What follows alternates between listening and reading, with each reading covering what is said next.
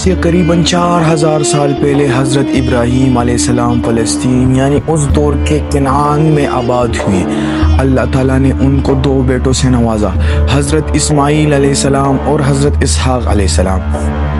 تورات میں اللہ تعالیٰ نے ان کے 2 بیٹوں سے وعدہ کیا کہ میں تمہیں بڑی قومیں یعنی 2 گریٹ نیشنز، 2 عظیم قومیں بناؤں گا۔ حضرت اسماعیل علیہ السلام فلسطین کو چھوڑ کر عرب میں آباد ہوئے اور حضرت اسحاق علیہ السلام اپنے والد کے ساتھ فلسطین میں رہ گئے۔ حضرت اسحاق علیہ السلام کے بیٹے کا نام حضرت یعقوب علیہ السلام تھا، جسے اسرائیل کے نام سے جانا جاتا ہے۔ حضرت یعقوب علیہ السلام ان 12 بیٹوں میں سے صرف حضرت یوسف علیہ السلام سے محبت کرتے تھے، جن کی وجہ سے ان کے باقی بھائی حضرت یوسف علیہ السلام سے حسد رکھتے تھے۔ حضرت یوسف علیہ السلام جب مصر کے وزیر اعظم بنے تو کچھ ہی عرصہ بعد ہر جگہ پر قحط سالی آ گئی، تو حضرت یوسف علیہ السلام نے اپنے بھائیوں کو فلسطین سے بلا کر مصر میں آباد کیا۔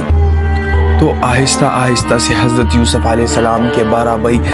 مصر کے ہر شعبے میں آگے سے آگے کی طرف چلنے لگے، یعنی ٹریڈ، بزنس، ایگریکلچر، سب میں آگے سے آگے کی طرف چلتے لگے، سب میں اسٹرانگ ہونے لگے۔ جس طرح کے موجودہ وقت کے یہودی جس بھی کنٹری میں جاتے ہیں اس کنٹری کی ایک پاورفل کمیونٹی بن جاتی ہے۔ ایجپٹ میں بنی اسرائیل کی طاقت سے گھبرا کر فرعون نے آہستہ آہستہ ان پر ظلم کرنا شروع کر دیا اور ان کو غلام بنا دیا۔ 400 سال بعد اللہ تعالیٰ نے ان 12 قبیلوں میں سے پھر ایک قبیلے یعنی لیوی کی اولاد میں سے ایک پیغمبر کو چنا، جس کا نام حضرت موسیٰ علیہ السلام تھا۔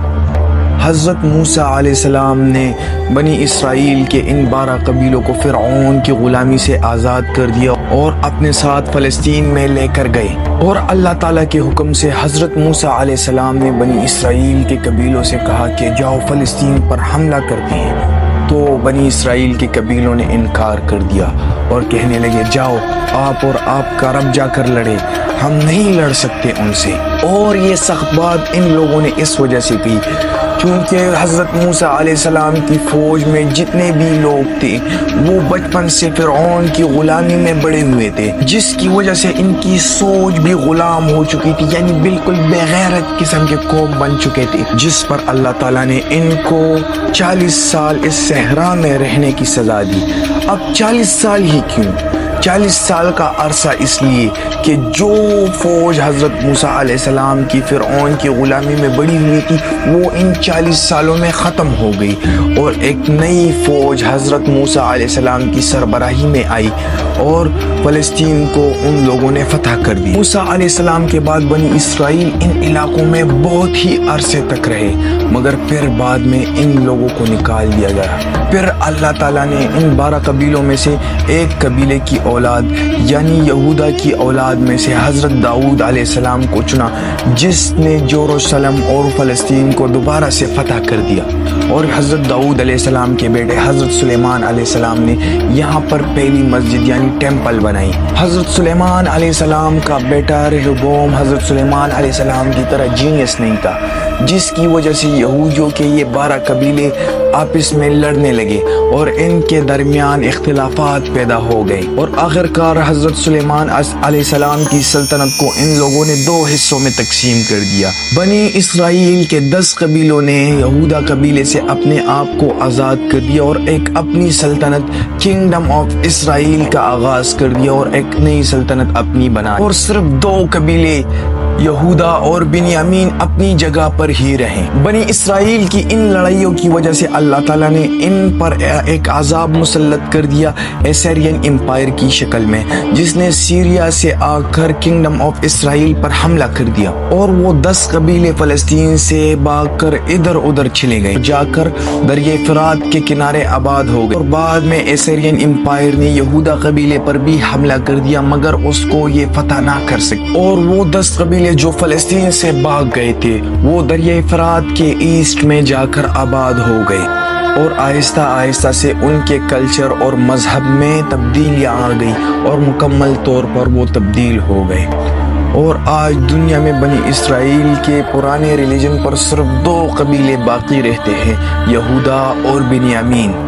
لیکن ان پر حکمرانی یہودا قبیلے کی تھی، جس کی وجہ سے ان کا نام یہودا پڑ گیا، اور آج تک ان یہودا قبیلے کی وجہ سے ان کو ہم یہودی بلاتے ہیں۔ اور آج تک دنیا میں جتنے بھی یہودی ہیں وہ بنی اسرائیل کی ان 2 قبیلوں کی اولاد ہے، کیونکہ باقی 10 قبیلے فلسطین کو چھوڑ کر دریائے فرات کے ایسٹ میں آباد ہو چکے تھے، اور ان 2 قبیلوں کی حکومت بھی زیادہ دیر تک نہیں رہ سکی، کیونکہ فلسطین کے ساتھ عراق میں ایک بہت بڑی سلطنت بن چکی تھی، جس کے بادشاہ بخت نصر نے فلسطین پر حملہ کر دیا اور ان 2 قبیلوں کو تباہ و برباد کر دیا اور سارے یہودیوں کو اپنا غلام بنا۔ بخت نصر نے اس ٹیمپل کو بھی تباہ کر دیا جو حضرت سلیمان علیہ السلام نے بنایا تھا۔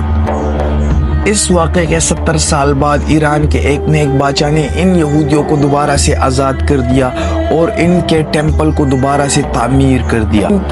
ان کے 600 سال بعد پھر رومن امپائر نے فلسطین پر حملہ کر دیا اور اس ٹیمپل کو تباہ کر دیا، جو آج تک دوبارہ نہ بن پایا، اور آج اس ٹیمپل کی صرف ایک ہی دیوار باقی ہے، جس کی وجہ سے پوری دنیا کی یہودی وہاں جا کر عبادت کرتے ہیں، جیسے کہ مسلمان خانہ کعبہ کی عبادت کرتے ہیں۔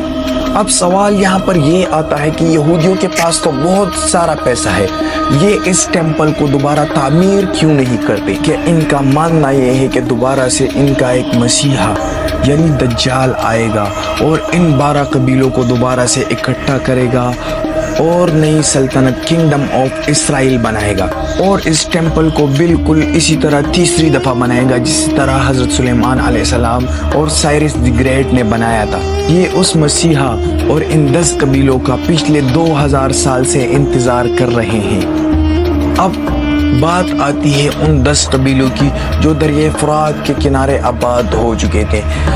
یہاں پر بہت سی قومیں ایسی ہیں جو کلیم کرتی ہیں کہ ان 10 قبیلوں کی اولاد میں سے ہم ہیں، اور یہاں پر ایک قوم ایسی ہے جس کا کلیم بہت ہی مضبوط ہے، اور وہ ہے پختون۔ بہت سے یہودی اسکالرز بھی یہ مانتے ہیں